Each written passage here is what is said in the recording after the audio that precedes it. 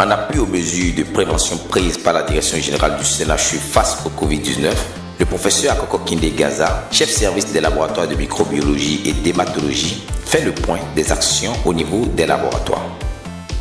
Au niveau des laboratoires, le premier contact avec les malades, c'est la salle de prélèvement. Alors nous avons demandé qu'on dote la salle de prélèvement en quantité suffisante de gants et de masques.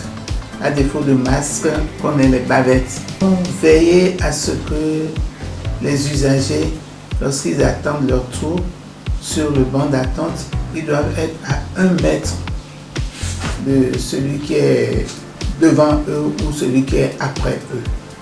Et tous les matins, dès que nous arrivons, nous faisons le tour pour vérifier le respect de ces consignes.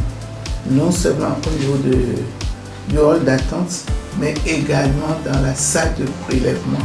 Donc nous devons nous inscrire dans la prévention. Et ça, je n'arrêterai pas de le dire, la prévention. Le gel hydroalcoolique pour se laver les mains, également nous sommes des biologistes, nous pouvons fabriquer nous-mêmes le gel hydroalcoolique, ce que nous avons déjà fait.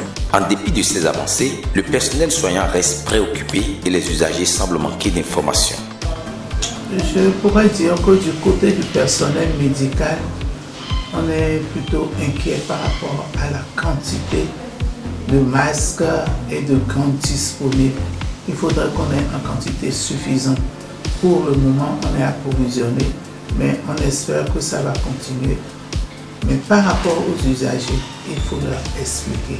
Et c'est ce que je fais le matin quand je vais dans le hall d'attente. Je leur explique qu'il y va de leur intérêt et il va également de l'intérêt du personnel médical. Parce qu'il faut que nous soyons vivants pour leur redonner la santé. Nous sommes là pour apporter l'information et pour les aider à nous aider également. Face à la situation, que faire? C'est le respect strict des mesures de prévention. Se laver les mains, je pense que c'est déjà une mesure très importante. Mais il faut enseigner à la population, à nos enfants, à se laver les mains. Nous devons être disciplinés et respecter strictement les consignes. Il faut que nous soyons disciplinés et que nous respections les consignes des autorités sanitaires du pays. Mais est-il possible de vulgariser le dépistage ou le diagnostic du coronavirus dans les laboratoires de microbiologie et de virologie du CNHU? Ceci, au vu des procédures de certification à la norme ISO en cours. C'est vrai, nous avons un laboratoire où nous avons fait des efforts, nous allons vers la certification ISO de notre laboratoire, mais ce n'est pas un laboratoire spécialisé pour le dépistage du coronavirus. Il faut un laboratoire au moins P2 ou un laboratoire P3 parce qu'il y a une graduation dans la qualité des laboratoires, dans la capacité des laboratoires, dans la sécurité des laboratoires. C'est pour cela qu'au CNHU, nous ne pouvons pas faire ce diagnostic. Je voudrais remercier le gouvernement et à travers le gouvernement, le ministre de la Santé qui se bat, qui fait des efforts.